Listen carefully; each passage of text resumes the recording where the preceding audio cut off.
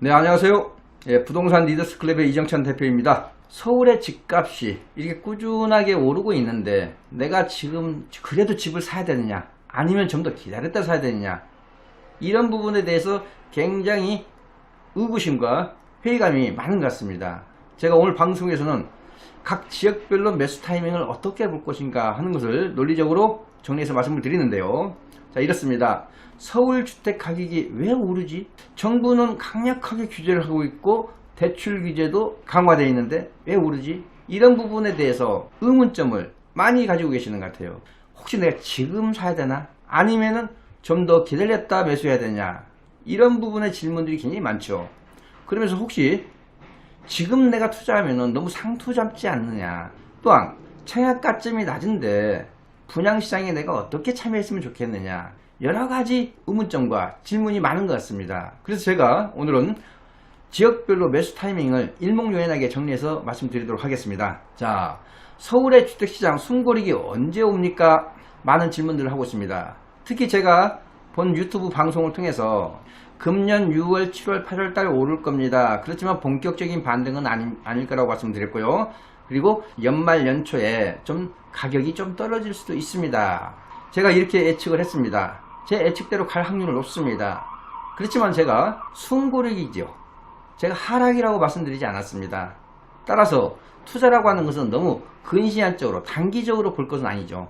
중장기적인 관점을 봐야 됩니다. 오히려 서울시 주택시장은 타이밍에 연연해야 할 게 아니라 투자 포인트를 어떻게 잘 설정할 거냐, 즉 타이밍보다는 입지와 상품의 중요도를 어떻게 내가 잘 파악해서 그 부분을 중요시 여기고 투자할 거냐, 이 부분이 굉장히 강조될 수밖에 없는 지역이라는 거죠. 따라서 너무 타이밍에 민감하신 분, 너무 타이밍만 탈행하시는 분은 항상 타이밍을 놓치고 그 타이밍이 지나고 난 후에 후회를 하신 분들을 우리는 주변에서 종종 볼 수가 있을 것입니다. 자, 그래서 제가 결론부터 말씀드리겠습니다. 서울은 현 정권, 문재인 정권 내내 오를 수밖에 없습니다. 자, 2023년까지는 매수 타이밍을 가지고 너무 우리 시청자님께서는 고민하지 마세요.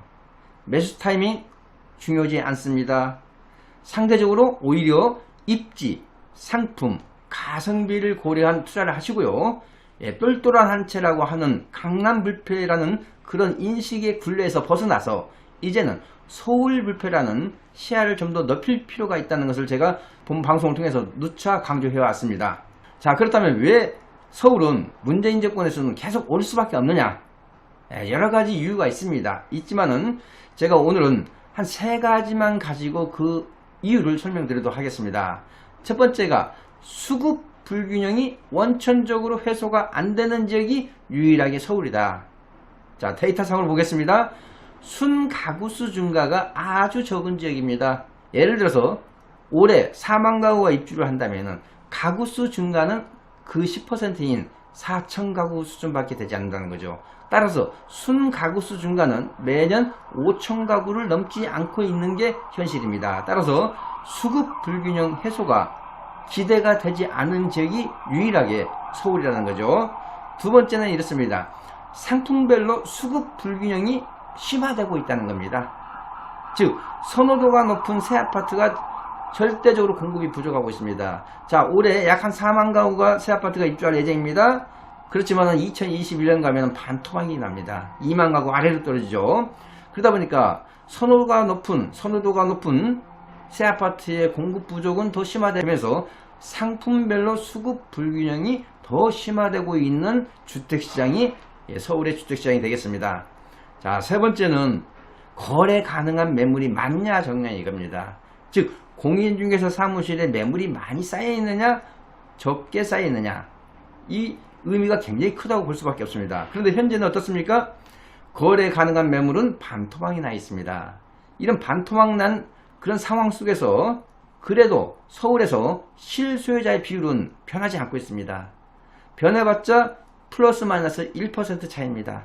즉 자기 집에서 거주하는 비율, 즉 자가 비율이 50%가 채 되지 않습니다. 그런데 이런 숫자가 크게 변하지 않습니다. 즉 실수요자의 비율은 변하는 미미한 그런 상황 속에서 거래 가능한 매물은 반토막이 나 있습니다. 그러면서 그런 상황 속에서 실소유자가 움직이기 시작합니다. 그러다 보면 거래 건수가 소폭 증가합니다. 바로 이런 거래 건수가 소폭 증가는 바로 호가 상승을 가져오면서 가격 상승으로 연결되는 이런 순환고리가 전개될 수밖에 없는 시장이 서울의 주택시장의 한 특성이라고 볼 수가 있겠습니다. 자, 그렇다면은 서울에서 그렇다고 묻지마 투자를 할 수 있는 건 아니죠. 서울에서 그럼 투자할 때 어떤 것을 중요하게 여겨야 되느냐 하는 측면을 좀 말씀드리도록 하겠습니다. 첫 번째, 상품입니다. 상품. 그 상품 중에서도 새 아파트와 소형 주택의 강세는 계속 이어질 겁니다. 첫 번째, 가장 중요하게 여겨야 할 거, 상품 중에서 새 아파트와 소형 주택이다. 그런데 혹시 갭매우기 현상으로 인해서 중대형 아파트나 중고 아파트도 강세를 보이지 않을까요? 라고 질문하신 분이 있습니다. 예, 보일 가능성이 있습니다. 그렇지만은 이런 갭매우기 현상은 먼저 선도 상품이 먼저 가격이 오르고 시차를 두고 오르는 상품이다 보니까 갭매우기 상품에 관심이 있는 분들은 투자 타이밍을 6개월 내지 한 1년 정도 늦춰 보시는 것도 현명하다고 보여집니다. 자, 두 번째는 입지입니다. 입지인데 비강남권 중심으로 우리가 눈을 돌릴 필요가 있습니다. 물론 제가 강남권에 있는 아파트가 투자 매력이 없다, 낮다 이런 얘기는 아닙니다. 왜냐? 가성비를 고려하자 이거죠. 초기 투자금이 적냐 많냐 이 부분까지도 함께 고려할 필요가 있기 때문에 이제는 비강남권에 우리가 관심을 가질 필요가 있다. 또한 차익 실현의 어떤 확률을 높이기 위해서는 서울시의 균형개발 정책과 어떤 맥을 같이 하면서 투자를 하신다면은 그만큼 차익 실현할 수 있는 확률을 높일 수 있는 계기가 되겠죠. 자, 세 번째는 금리가 쭉 낮다 보니까 그래도 전세보다는 월세가 낫지 않냐 이렇게 생각하시는 분들이 꽤 많은 것 같습니다. 저는 오히려 월세보다는 초기 투자금이 적은 갭 투자, 즉 전세 끼고 투자하는 갭 투자가 더 유효하다 이렇게 말씀을 드리고 싶습니다. 아무래도 대출 규제를 회피할 수가 있죠. 또 월세 받을 때는 임대소득세에 해당되겠죠. 따라서 임대소득세의 강화가 되고 있는 이런 추세에 대처하는 하나의 방안도 될 수가 있을 것 같습니다. 서울에서 투자를 할 때 중요한 거 상품, 입지, 갭 투자 이렇게 정리해 드리고요. 서울의 아파트 가격이 마냥 계속 오를 수는 없습니다. 언젠가는 숨고르기 내지는 침체 시기가 올 겁니다. 그 시기는 아무래도 3기 신도시 입주 시기가 다가오는 시점에서는 좀 우리가 신중하실 필요가 있습니다. 3기 신도시가 입주하는 2025년 전까지는 매수 타이밍에 대해서 너무 고민하실 필요가 없겠고요. 3기 신도시가 입주가 다가오는 2025년경부터는 우리가 좀 더 신중하실 필요가 있다. 이렇게 정리해 드리도록 하겠습니다. 자, 나는 예산이 좀 적어서 서울이 좋긴 좋은데 수도권에 관심이 있다. 어떻게 할까요? 이런 또 질문을 하신 분이 있습니다. 자, 그랬을 때 제가 세 가지로 요약해서 정리해서 말씀드리도록 하겠습니다. 수도권에 투자를 하실 때는 상품보다도 입지가 더 중요하다. 이 점을 더 강조드리고 싶습니다. 따라서 입지의 중요성 중에서도 서울로의 접근성, 그 다음에 주변의 인프라, 특히 수도권의 신도시는 젊은 사람들이 많이 살죠. 따라서 학군이 굉장히 중요한 의미를 갖겠고요. 그 다음에 편의시설이 되겠습니다. 그래서 수도권에 투자를 하실 때는 상품보다도 입지가 더 중요하다는 것을 우리가 망각하면 안 되겠고요. 두 번째, 입지 다음으로 이제 상품을 따져야 되겠죠. 그 상품 중에서도 새 아파트와 소형이 정답이라고 말씀드릴 수가 있겠고요. 세 번째는 3기 신도시 입주 시기에 덜 민감한 지역을 선별해서 투자하실 필요가 있겠다라고 보입니다. 따라서 3기 신도시의 입주 공포로부터 덜 민감한 지역이 어디겠습니까? 아무래도 경부선 라인이 되겠죠. 그래서 상대적으로 경부선 축이 상당히 유리하다. 따라서 과천, 의왕, 안양 상당히 우리가 관심있게 볼 지역 중에 한 군데라고 보여지고요. 좀 신중할 지역, 인천 서구라든지 인천 계양구라든지 일산 같은 경우는 우리가 좀 더 신중하게 접근해야 되는 그런 판단이 필요한 지역이라고 보여집니다. 그리고 마지막으로 이런 수도권에 투자할 때는 우리가 항상 몇 가지 조사할 사항이 있습니다. 역전세가 상당히 나기가 쉽습니다. 따라서 이제 만약에 내가 역전세가 났을 때 대처가 가능한지 이런 대응 방안이 있는지 꼭 체크해 보시고, 두 번째는 주변에 미분양 아파트 단지가 있는지 이거는 반드시 조사를 하시고 투자하시기 바랍니다. 자, 지방이나 광역시 언제가 매수 타이밍인가 또 이렇게 질문하신 분이 있어요. 자, 제가 결론부터 말씀드리겠습니다. 2021년부터 지방 역시 입주량이 반토막 납니다.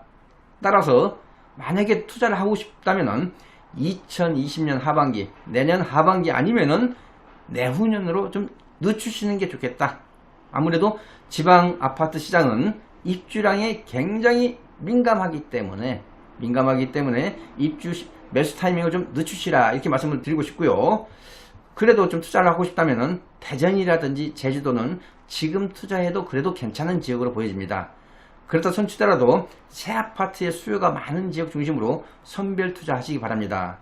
자, 그리고 지방은 오히려 매수 타이밍보다는 내가 언제 팔아야 되는지, 즉 매도 타이밍이 더 중요할 걸로 보여집니다. 따라서 지방 아파트를 보유하고 계신 분이라면 오히려 매도 타이밍을 2021년으로 보고 계획을 잡고 추진하시는 게 더 현명할 것 같습니다. 따라서 지방은 타이밍이 상대적으로 중요합니다. 그렇지만은 만약에 매수 타이밍보다도 오히려 지금 가지고 있는 지방 아파트를 내가 언제 처분할 건가, 2021년도에 처분하는 게 상대적으로 유리하다. 이 점을 제가 강조해 드립니다. 자, 그래서 제가 부동산 비밀노트의 결론적인 말씀을 드리도록 하겠습니다. 그러면 결론에 앞서서 제가 전제 조건을 하나 달겠습니다. 정부가 서울의 아파트 시장이, 주택 시장이 계속 가파르게 오르다 보면 아무래도 추가 대책이 나올 겁니다. 추가 규제가 나올 겁니다. 그 규제 내용 중에 거래 허가제가 실시되지 않는다는 전제입니다. 즉 주택거래 허가제, 토지거래 허가제입니다. 제가 반드시 말씀드립니다. 신고제가 아니라 허가제를 지금 말씀드리고 있습니다. 이게 실시되지 않는다는 전제하에 말씀드리도록 하겠습니다. 서울의 매수 타이밍은 2023년까지는 고민하지 마십시오. 묻지도 마십시오. 자, 그 다음에 입지와 상품 가성비를 고려해서 투자를 하십시오. 너무 망설이지 마시고 서둘러서 하십시오.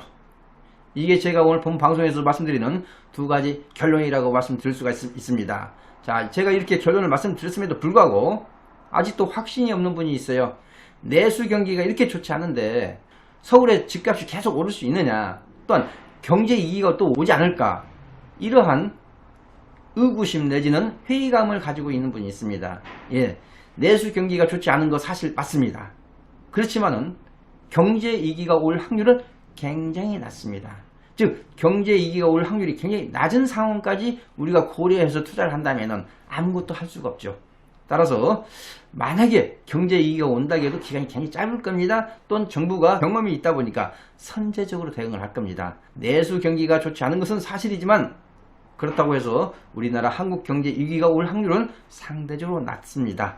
제가 주관하는 무료 세미나가 매주 금요일 토요일 오후 1시 논현역 4번 출구에서 진행을 하고 있습니다.